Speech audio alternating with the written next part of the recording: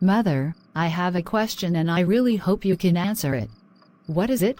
I've noticed ever since you got divorced you have never dated anyone else. Don't you feel lonely? No, I'm not really the dating type. I actually met your father when he was working as a lawyer on a case I was also working on. But we were opposing each other. But he won that case fair and square, and I was very impressed with his skill and brilliance in court. Later I arranged to meet with him at a bar, and the more I learned about his background, the more I felt I could start a family with him. We got married a year later. And that was your only motivation? To have children?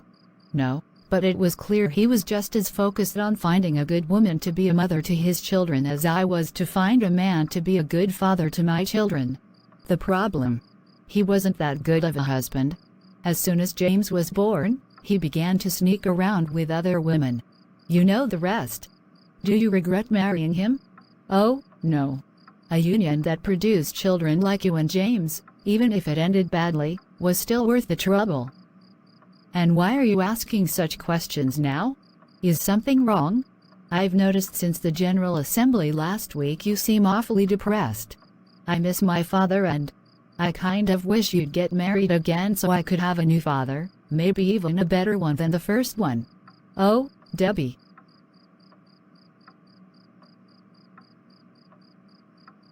Since I don't want any more children, I simply didn't consider it necessary to find a new man for my life. I still don't. I hope you can understand that. Mother Jessica, that's the fourth game of Uno you have won in a row. Are you cheating? Of course not. Just lucky. Just a moment. Hello? Good evening. Are you Jessica Sims? Yes. Who is this? My name is Jessica also. Jessica Lessie. That last name sounds familiar. Are you related to Martin Lessie? Yes. I am his wife. And why are you calling me? I want to ask about the child you had because of my husband's sperm. How is that child? I know nothing about them. That is by design. I made Martin sign a binding contract that he was to have no further contact with us before our child became a legal adult. And I'm sticking to those terms. I understand. I have read the contract and don't wish to violate it. But that contract does not forbid your child from having contact with me as his wife, or their blood siblings, my children. I have 5-year-old twins that are your child's half-brothers. Don't you think your child should get to know them? Are you saying you want to come visit us and bring the twins over to us? Yes. Would that be acceptable? One moment. Carrie, how would you feel about meeting a couple of boys who are supposed to be your brothers? I suppose that would be nice. But the one I really want to see is my father. Without him, I wouldn't be here. Mother Jessica, can you let me at least talk to him? Perhaps it is time to reconsider the contract. Mrs. Lessie, I have one question. Is your husband around? As a matter of fact, he is in the other room. Please put him on. I will speak with him now. This is Dr. Martin Lessie. To whom am I speaking? This is Jessica Sims. You know, the one you made a baby with over 15 years ago. And why are you calling us? Your wife contacted me and wants our child, a girl named Carrie, to meet your twin sons. Are you saying you were not aware of this? No, I wasn't. If you are against this idea, we can end this conversation right now and I will have a talk with my wife about her interfering in your and Carrie's lives. Actually, I was wondering if you wanted to talk directly with Carrie. She has asked about you and I think she even wants to meet you. Will you speak with her now? Okay, put her on. Hello, this is Carrie. Is this really you, Father? Yes. I am Dr. Martin Lessie, the man your mother Jessica Sims made a deal with to produce you. But legally, I am not your father, only genetically. And I was never expecting to hear from you. I have always wondered about you, since half of my DNA came from you. I will always be grateful for my two wonderful mothers, but something always seemed missing. I want to know you. I and my family live in Miami now, but if you like, maybe we could meet up where you live and you show me your home. It's a small town in East Texas, not that much to see. But I'd love to meet you, yes. Anyway, thanks for talking with me. Goodbye. Thank you, Mother Jessica. To finally hear my father's voice, to know him as a person. You have no idea how happy that makes me. I'm glad it worked out. I'd arrange a trip for us to visit your father and his family, but we can't afford it. He will have to come to us. He already offered to do just that. I really hope you and he like each other.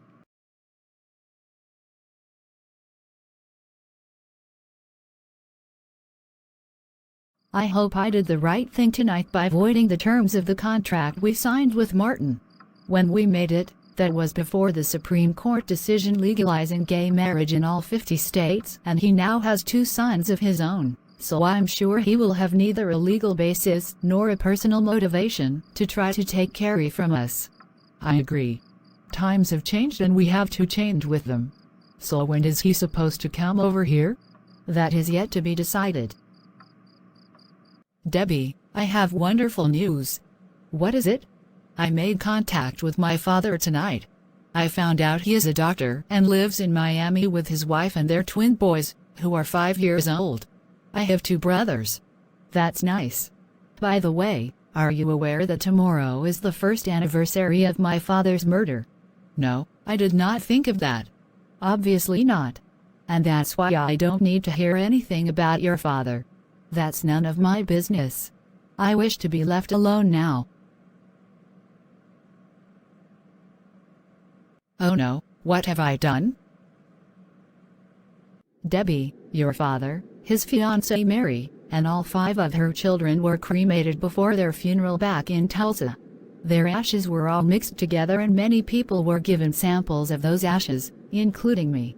Now I have decided to have my portion of the ashes poured out onto this field, so they may provide for the plants here.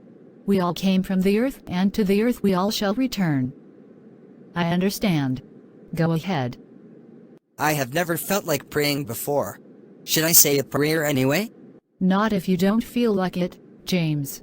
You are here, and that's enough.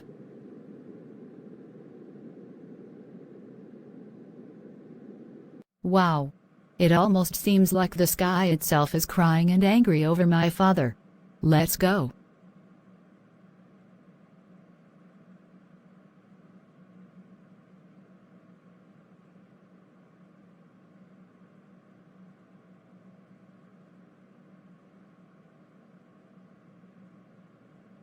I'm glad to see you again, Martin. It seems you have done well for yourself.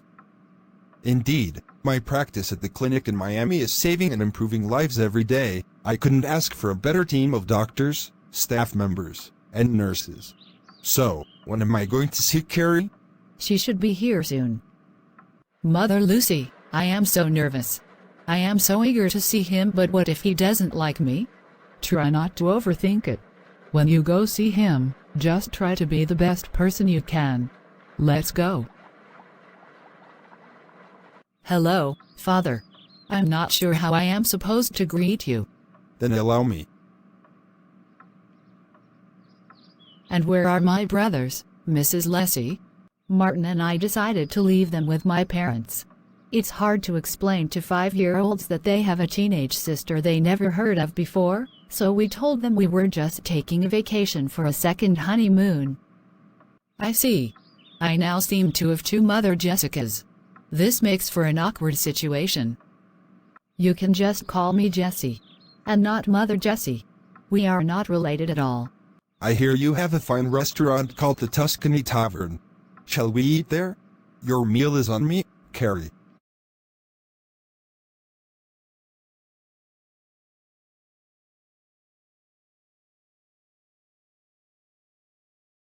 Welcome to the Tuscany Tavern.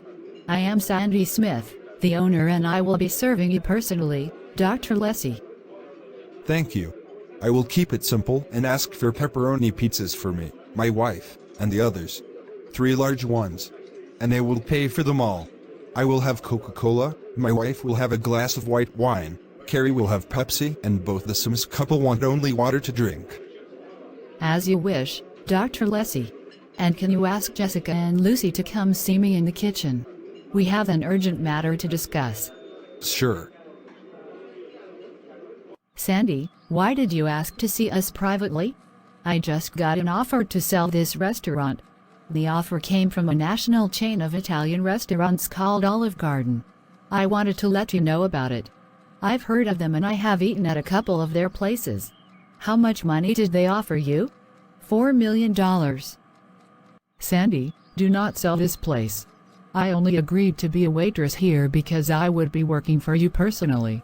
If you give up this place, I will quit immediately. I won't work for some giant corporation. And I've heard too many stories of individuals selling their small companies to some giant corporation and then everything goes to hell because the corporation is obsessed with profit above principles. EA, the notorious video game company, is a particularly outrageous example. I only bought this place so we would have both a source of income and a place for you use services. The second issue became unnecessary when the local Baptist church joined the Unitarian Universalist Association. As for the first, I am seriously considering restarting my legal career, focusing on LGBT rights. My daughter being a lesbian and you too as well, I want to fight for your rights in court, just like I did when we sued the school over Miss Jenkins' behavior. And speaking of my daughter, are she and Carrie still friends? I've noticed that Debbie no longer speaks of her to her and Carrie no longer comes around our home. I hope things are okay, but my intuition tells me otherwise. Carrie has been focused on meeting and getting to know her father. I'm sure once Dr. Leslie has returned to Miami, Carrie and Debbie will get back together. But if you like, we can take up the issue with Carrie later. This food is great. Whoever cooked these pizzas put a lot of love into them. Carrie, I notice you have scars on your wrists. How did you get those? I guess I can tell you, since it is actually public knowledge anyway. About a year ago, I went through a nervous breakdown and lost my mind for a brief period.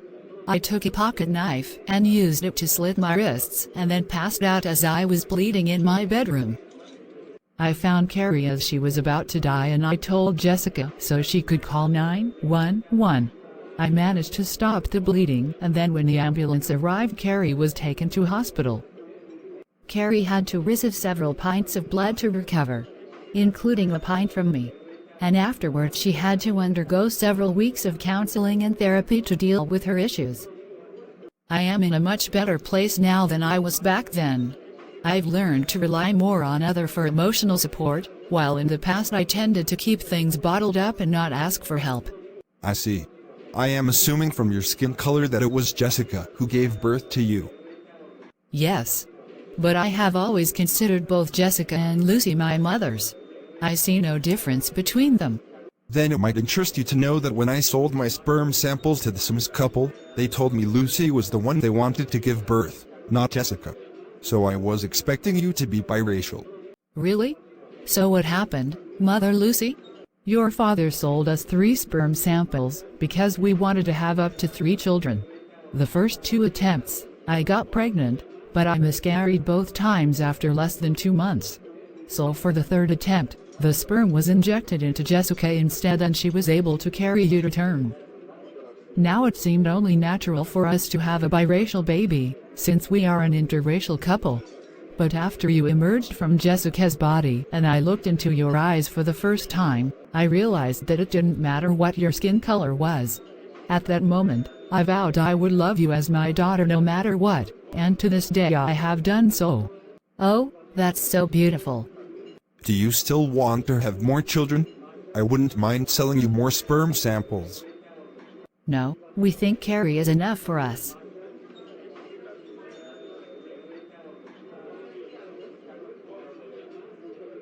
Carrie, do you want to have a sibling? If so, we might consider adoption again. I really don't want to endure another pregnancy, and Lucy can't get pregnant again due to the hysterectomy she had 5 years ago. I'm fine with being an only child. Don't you get lonely sometimes?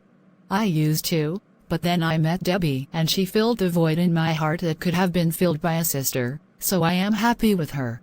Well, I got the distinct impression from Mrs. Smith that Debbie was not happy with you. You two are no longer speaking, I was told. I called Debbie a week ago to tell her about my talking to my father, and she blew me off, saying she still missed her father and did not want to hear anything about mine. That was a serious mistake on your part.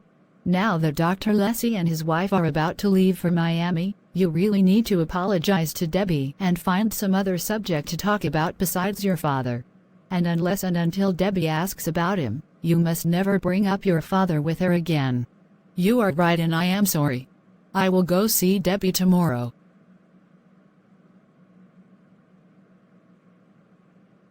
Mrs. Smith, is Debbie home? I want to see her, please. I miss her. You look like you're about to cry. Come here.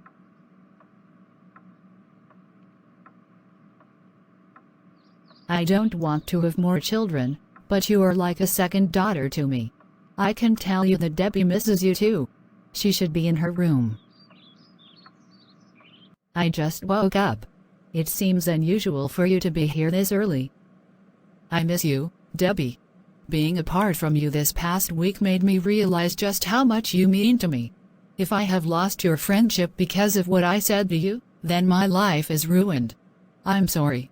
I am so sorry.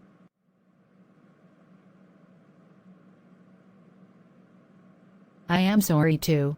I shouldn't have been so angry at you. It's just that 2 years ago I had a father and you didn't, then I lost mine and now you have yours. That seemed so unfair to me. But I was wrong to just cut you off like that. Can we just forgive each other and move on? Together? Of course. And thank you. So, how did things go with your father? Was he everything you hoped he would be?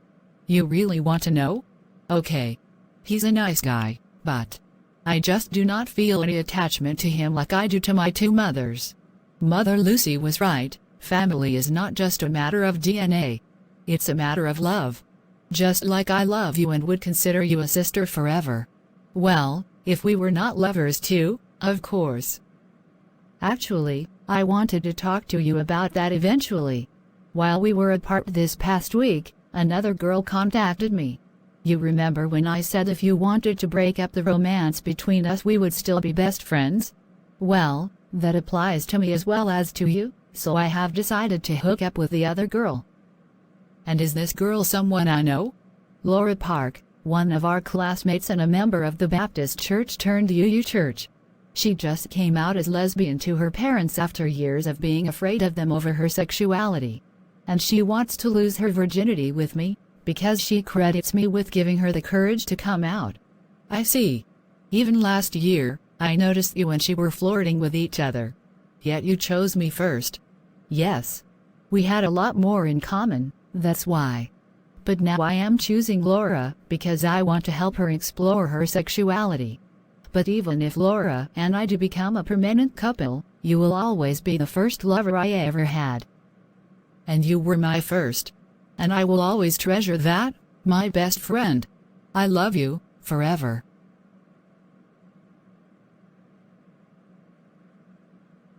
Goodbye, and let me know how it goes with Laura. She'd better treat you right. Or she will answer to me, and you know how merciless I am to people who hurt the ones I care for.